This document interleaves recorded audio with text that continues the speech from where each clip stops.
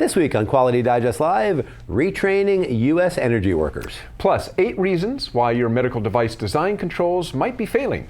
That and more when we come back.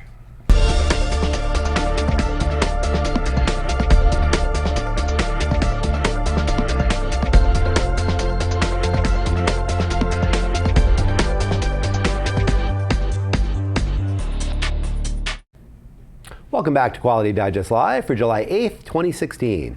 QDL is your weekly look at who and what is making the news in the world of quality.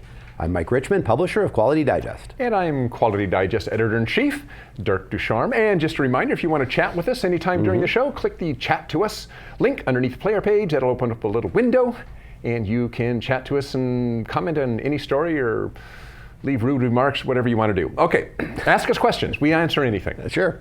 Why not? Right. Okay, I like to cover stories of how science and technology research touch on our everyday lives. And here in the United States, much of that research comes from the National Institute of Standards and Technology, otherwise known as NIST. Now, I personally live in an urban area that is prone to nearby forest fires, or in firefighter speak, wildland urban interface fires, or WUI. And these are wildfires that take place near to and endanger cities or towns, like the huge fire that we probably all heard of a few months ago that caused the evacuation of all 88,000 residents of Fort McMurray in Alberta, Canada, evacuation for a month. That fire was 1.5 million acres. That's about 2,300 square miles. It was huge, and it destroyed about 2,400 homes. And that, of course, that fire really grabbed our attention for sure. But the thing is, it doesn't take a fire that big to cause severe damage to urban areas. And that is why NIST has been doing a lot of research on how WUI fires cause damage to homes. Now, the obvious answer is it burns them. Wow, yeah. There's your takeaway. What a thought. Yeah. But short of the fire itself actually coming into contact with your house, often what happens is a fire on your house is caused by flying embers or firebrands. They're carried by the wind and they blow into your eaves or under your roofing material or into vents or land on your deck and so forth. And then your house catches fire. So much for what we around in our area call a defensible space. You can't really protect yourself very well from wind-borne embers. So it's important that the house itself was built in such a way that it can mitigate the risk caused by firebrands. So keep in mind that a lot of us think of embers as gently falling from the sky and raining down our roof. And sometimes that's the case, but that isn't always the case. Very often they come in horizontally on the wind. So NIST has developed what it calls the dragon. Actually, they have the dragon and the baby dragon. And what these are is, this is a little, matter of fact, I think we got a little video of it here. It's a little test device, a little test setup that blows embers horizontally. Just kind of mimicking how wind might carry embers from a fire. And experiments have shown several examples of problems with these horizontally blown embers, particularly since they've been able to do this now in a controlled setup in NIST. So one example might be embers that land at the intersection between, let's say, a fence and ground cover. Now, here in the West, I'm not sure you guys in the East whether you do it, but very often what we have for ground cover is bark, shredded bark. And let's say you have a cedar fence that sets up against that shredded bark, and you have an ember that comes in and lands at the junction of that cedar fence and shredded bark. Well, you can imagine what happens next. Sure. The bark catches fire, the fence catches fire, the fence burns the house, and the house catches fire. That's a problem. Another thing that kind of surprised NIST, reading between the lines here, is that it showed that their test showed that embers not only get underneath kind of traditional roofing tiles, materials like cedar shakes and that sort of stuff, which we have out here a lot, very prone to fires, but also what a lot of people were using was, okay, we'll take care of that problem by using clay tiles or ceramic tiles. Same issue. Is that embers come in horizontally, they can work their way up underneath ceramic tile, and then they're just against the tar paper or the roofing material, and that catches fire. There you go. Yeah. Exactly, and so there you go. So thanks to work at NIST, we are beginning to see standard laboratory test methods with tools like the Dragon and the Baby Dragon, where fire researchers can now evaluate or compare how well different materials and architectural features like roofs and walls resist being ignited by firebrands. And all that information can eventually be reflected in building codes, building materials, and construction practices. So kind of just a really, I like these down-to-earth stories. I mean, a lot of this stuff that we talk about is very often in the area of physics. Right. It's very heady stuff, very intellectual stuff, kind of laying the groundwork for, kind of technologies of the future. But a lot of what NIST does is kind of this really down-to-earth, let's examine these things that we deal with in day-to-day life, fires, for instance, and then how to deal with them. Yeah, a lot of this is almost like Mythbuster stuff, I mean, I think it's something like that. It's like Mythbusters. I mean, it's like, wow, could firebrands really light a ceramic roof on fire? Well, yeah, it can, and here's the experiment to prove it. Yeah, exactly. I mean, and that's the interesting thing that NIST does, is they do these kind of experiments all the time, and things that affect people's lives. I mean, here in the West, we lose a lot of houses to fires, and I mean, understanding how that works and understanding the fact that these firebrands actually stay lit for a long time, I mean, people may look at an ember and think, well, it's just lit for a few seconds and then it goes right out. Well, not always. Not always, Some of these have a lot of density to them and they stay lit for a long time, and they burn And you out. Get a little breeze, it kind of, Sure, and they're on the right material. That's it. Boom, there they go. That's it. So good work being done there by NIST, as always, to hopefully save houses from fires. All right, thanks, Dirk. All right, well, our next story is called "How Automakers Can Think Like a Disruptor," and it's the name of I thought, a really thought-provoking piece that first appeared on the Always Worthwhile Knowledge and Wharton blog, and it ran late last month, and we republished the piece in Wednesday's issue of Quality Digest Daily. And at the core of this deep and rather complex article, and there's a lot going on in this piece, I certainly encourage you to read it, but really the core of it, the heart of it is really a rather simple question, actually. What does the future look like for auto manufacturers? In fact, what does it look like for any industrial company that builds stuff to sell directly to consumers? How does today's increasingly network-focused economy differ from the old economy of scale model that has mostly worked really well for companies like General Motors and Ford over the past century or so? Well, the authors here call into sharp relief General Motors, GM, and Lyft, which, like Uber, is a peer-to-peer ride-sharing service for drivers and passengers. GM, not so coincidentally, recently invested $500 million in Lyft, and the convergence of the GM and Lyft business models with all the synergies and stresses that might entail is a big part of this story. See, what many would say when they look at Lyft and think about is that the company's key value proposition revolves around a method to move people from point A to point B, right? I mean, that's when you look at that, you say, well, that's what they do, right? Well, and transportation, of course, has been GM's business model from the start, which, of course, brings a certain initial elegance and logic to their partnership just on that perspective. Say, well, they're both transportation companies. What they do is they move people around, right? But here's the rub. Lyft is really less of a transportation company than it is a real-time data company. The secret sauce for Lyft, like Uber, is their proprietary traffic algorithm, which improves as more data, which is drawn from drivers and riders, road conditions, etc., is poured into the app. The pricing model is fluid as well. It's based on factors like time and supply and demand.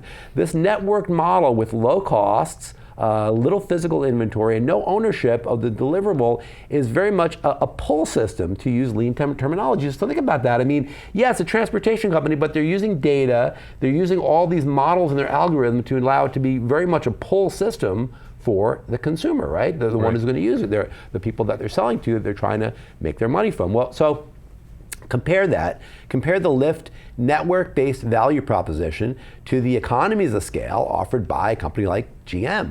Their model now is based on using a vast amount of, truly a mind-blowing amount of resources, the raw materials, time, labor, money, to create a lot of fixed inventory that then must be sold to the public at a substantial price.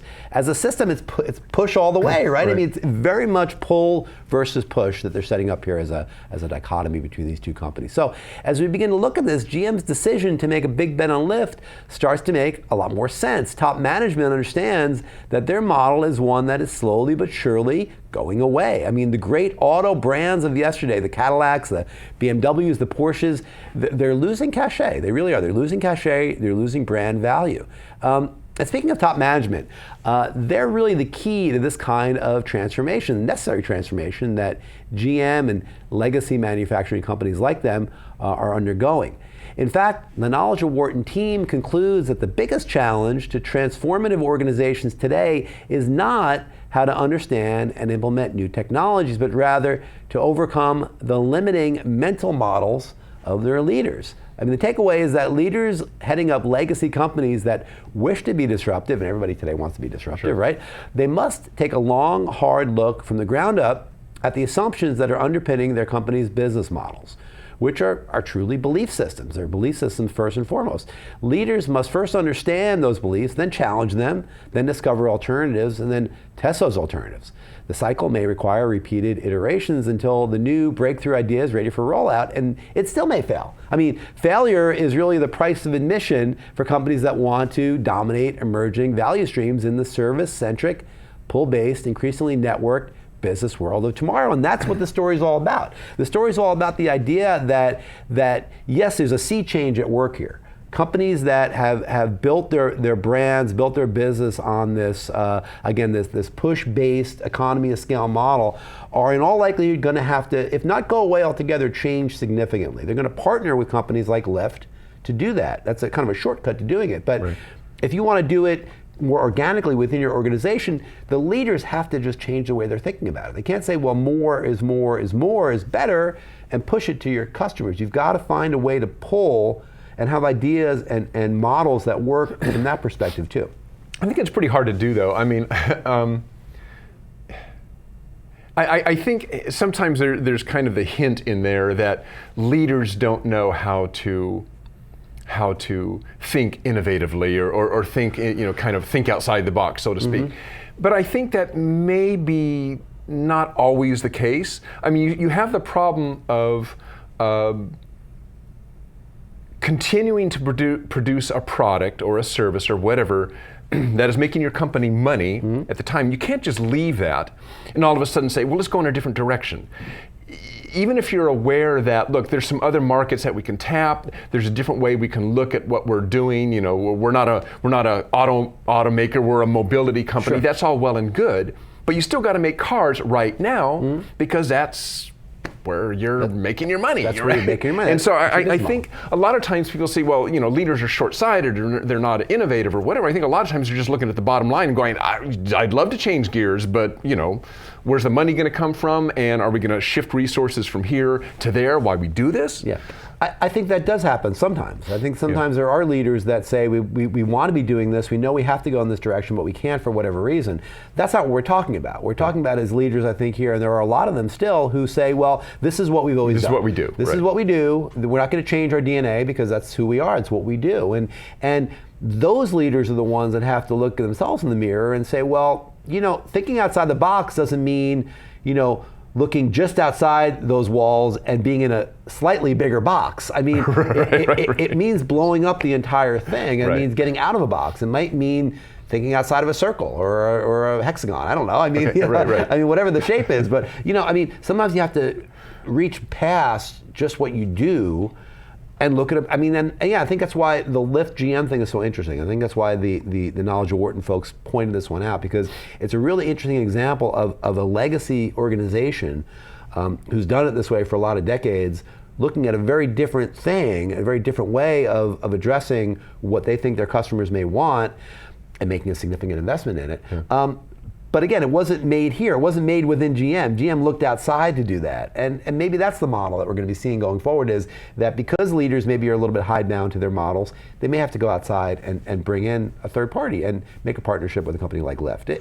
It's really interesting to see the evolution of this as the technology changes so fast, because I wouldn't want to be necessarily a chief officer at one of these legacy companies, because it is hard. It's hard, to break out of that, and that's really what these stories are all about. I mean, it's good stuff, I think. Good stuff. More Knowledge of Wharton. Yeah, they always have good stuff on there. All right. Well, before we get into our next story, have you ever lost your job due to automation or government regulations that maybe shut down your business or curtailed your business, or some other change? So we're not talking about losing your job because you were fired or something like that, but basically circumstances involving your industry caused you to lose your job. If so, chat that to us, because it's going to tie into this next story. So no matter what your job is, change and the chance of job loss due to that change is always a possibility. And that change could be changes to, let's say, environmental regulations. So I'm thinking, at least here in the West, logging or commercial fishing, which have been affected by, let's say, environmental regulations, people losing jobs. The introduction of new technology, so let's say robotics, for instance. Even just a change in user or customer preferences, which causes your company to reduce its product mix or change direction altogether, or any combination of the above.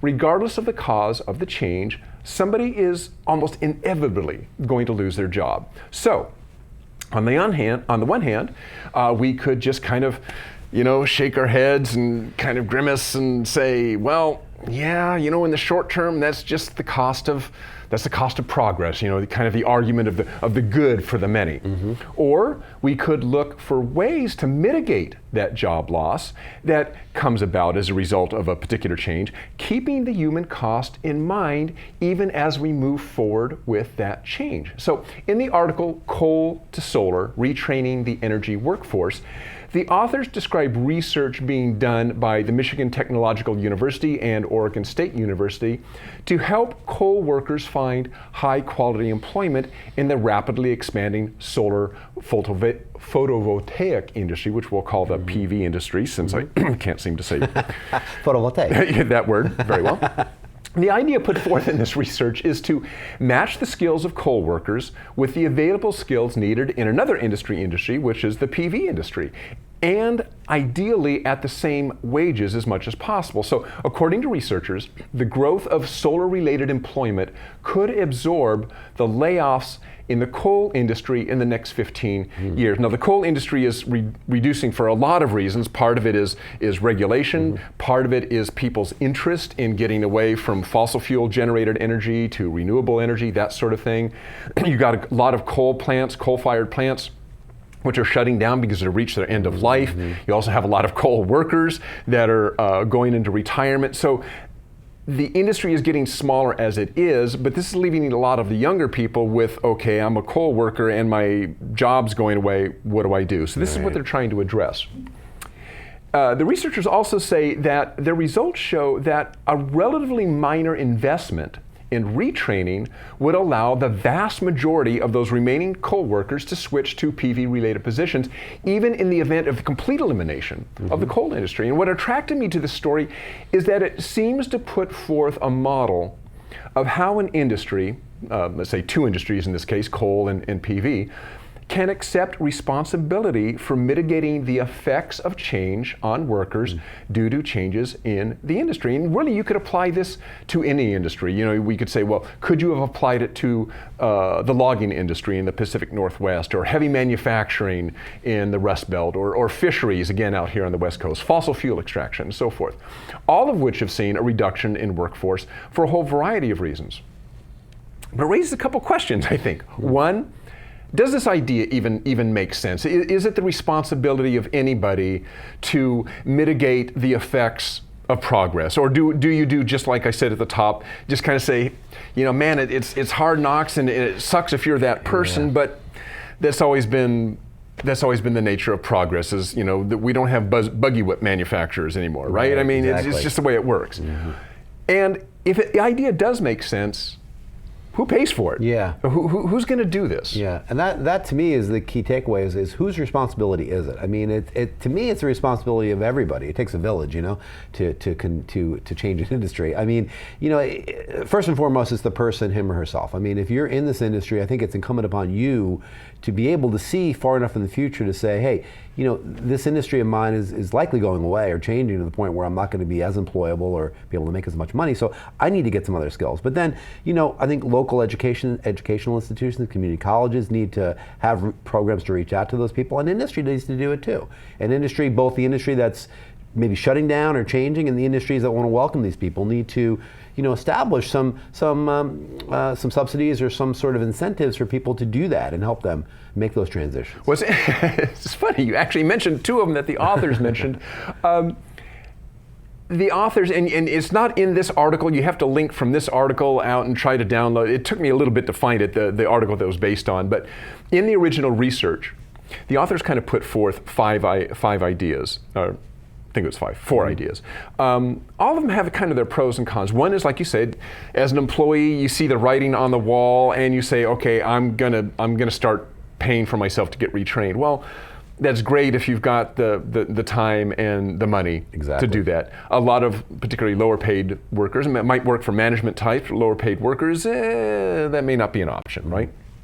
Two, the coal industry itself, or whatever industry, pays for their employee retraining. Well, you can see if you're somebody like, let's say, the coal industry, you say, wait a minute, it's not our fault that government regulations and whatnot are shutting us down. Why should we pay to retrain employees when we're not the one who's responsible? You could see the argument on the wall there. They're going, wait a minute. Sure, well, the government's got to step up. Well, exactly. Help, right? To do that.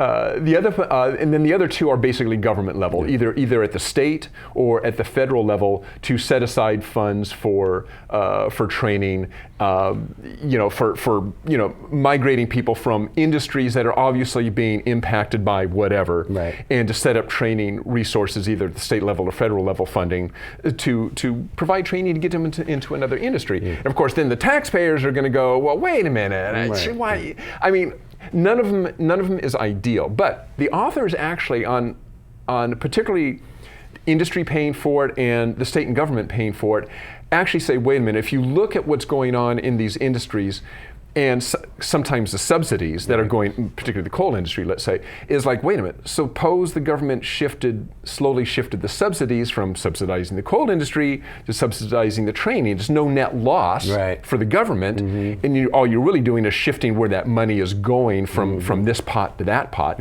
which is an interesting argument. So. Yeah, but it's going to also put more pressure on those companies, those coal companies, to say, we're already getting it from all directions, now you're taking away these subsidies as well, and it's got to be reshifted over to training. Like I say, it's a complex issue. There's no really good answers, good easy answers. And as usual, we have a slightly different take on this, which I like. Somebody chatted to us, rather than shift from one energy source to another, perhaps retrain consumers. Yeah, there's a good one. For reasonable usage levels.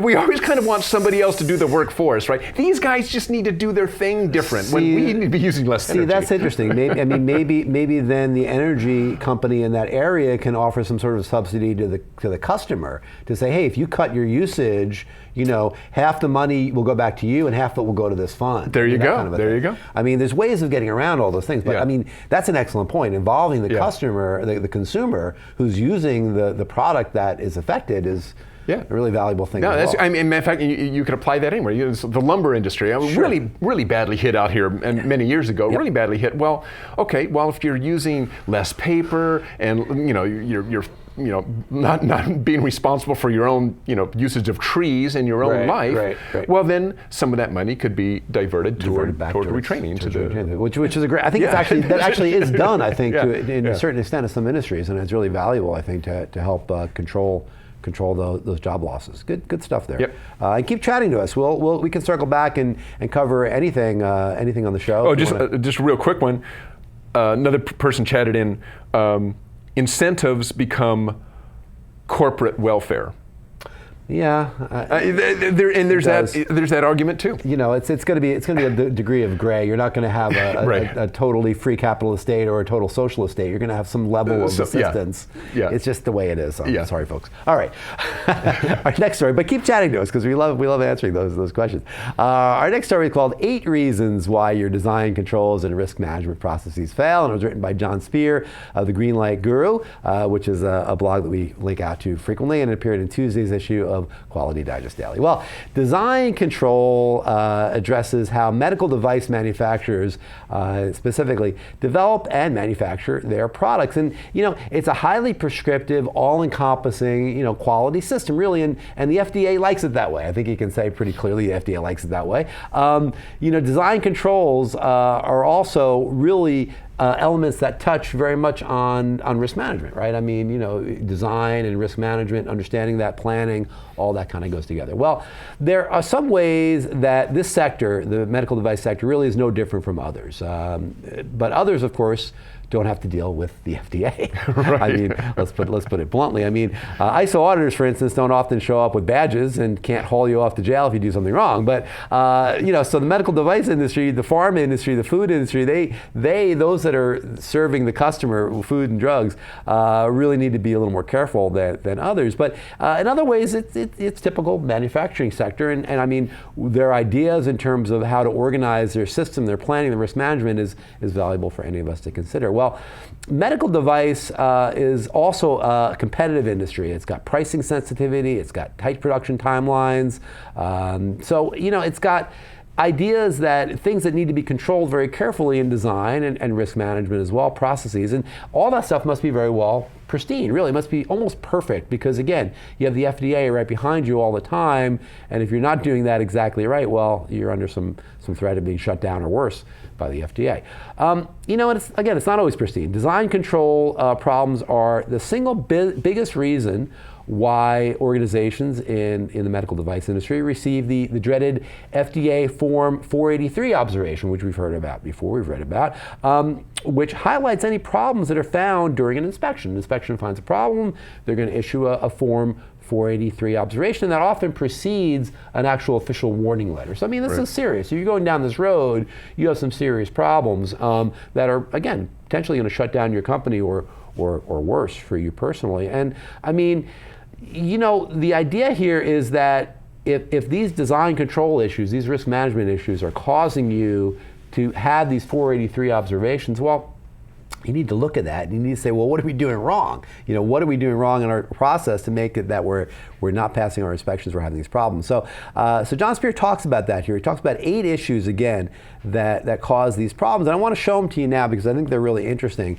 to look at them kind of one by one, and we can kind of blow through them pretty quickly here. The first one is poorly defined product development processes. And right from the start, I mean, even before manufacturing ramps up, you fail to understand how you're going to produce your product. That's a killer. The next one is poor understanding of user needs. Again, if you don't know your customer and the customer journey, you're going to go astray before production even starts. The third one is too little time spent defining design inputs. And this comes when you kind of jump right into the analysis of what the product requirements will look like. If you don't do that in the right order, you're going to guarantee, of course, poor input. The fourth one I think is interesting. It's starting risk management too late. And really what that involves is this idea that you're not thinking about risk throughout the entire course of your process. And again, this one applies, I think, to anybody, anywhere, in any organization, manufacturing or service. If you go into it and you haven't accounted for risk and understand what possible failure modes there are, what that could mean to your organization, then you're going to really go off the rails really, really quickly, and it's going to bite you at some point sooner rather than later in your process, and that's really an important one to note. Let's look quickly at the last 4 here. The last one, the fifth one, is poor design reviews. Again, if you don't have a well-trained and experienced leadership team checking on every step of your design process, you're going to be asking for trouble. And Spear also recommends you don't cram too much into your reviews either. That's going to sub-optimize the process. Sixth is design verification misses the mark. Remember, verification is supposed to confirm that outputs meet the design inputs, and you can't proceed if they don't. Seventh is design validation being ineffective, and this one's pretty simple. The product must meet the needs of the end users as defined earlier in the process.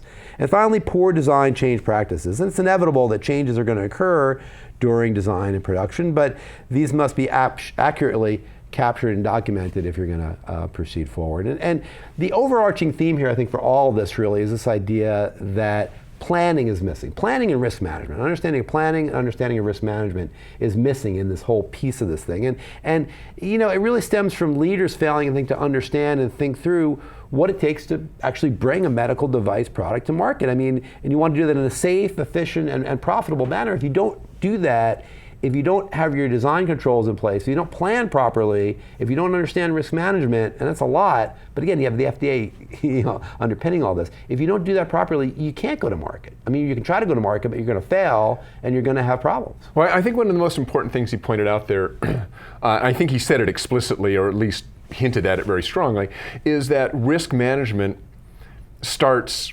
even before the design phase. Even before design, you got to yeah. be thinking about risk all the way through at every single step. Is each little element, what is the potential for risk here? What could go wrong with this step? What could, even before you're even designing, and certainly once you're into the design stage, what you don't want to do is create risk management once the product's been developed, because it's almost a Band-Aid. Okay, now we have this product, what could possibly go wrong with it? Right. Well, okay, but better yet to be thinking about that while you're making it. Well, that's the thing. If you're designing and then producing, and then after that production process comes and a product gets in the field, and all of a sudden you're like, oh, heck, we got this problem.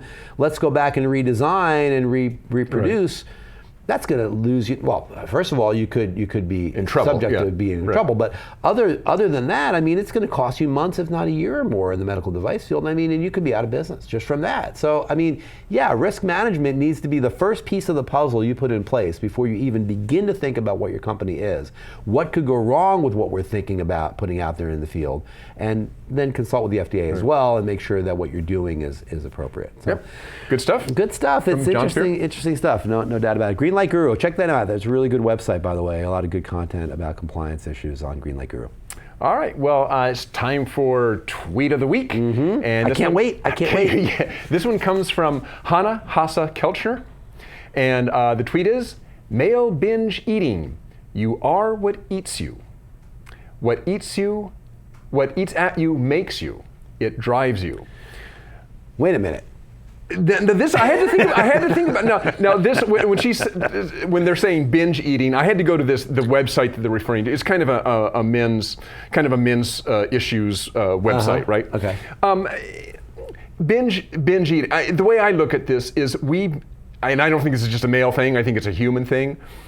We binge we rehash in our mind the things that bug us, right? And as we think about them, we just feed on them, right? That's the kind of emotional binge eating, right? And then of course, that defines us, and it drives what we do. We concentrate on something, we obsess on something, that becomes our motivation for everything that we do. And it's interesting, isn't it? How it's those mind, what do they call them? There used to be a word for it where you kind of scripts that you keep playing over and over in your mind, which may be completely fantasy, but you play them over and over, and what you're going to do to that guy if you ever see the guy who cuts you off on this road, and if you ever see him again, and you just keep playing that over and over. Well, it's interesting because it actually, in all seriousness, it shows up in two places primarily. It shows up in your relationships, your physical, your emotional, romantic relationships, and in your job performance. And in your job, that's why we have it here. Those are the two things it shows up in, is that if you have that script, if you have the way you just treat people, is you do your routine on them,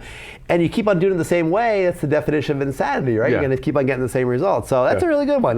So you are what eats at you. What eats at you makes you. It drives you. Right. Okay. Male binge eating. Male binge eating. Well, I'm going to go. I would call it human binge eating. But I'm going to go. Well, I don't know. Maybe guys do obsess on stuff.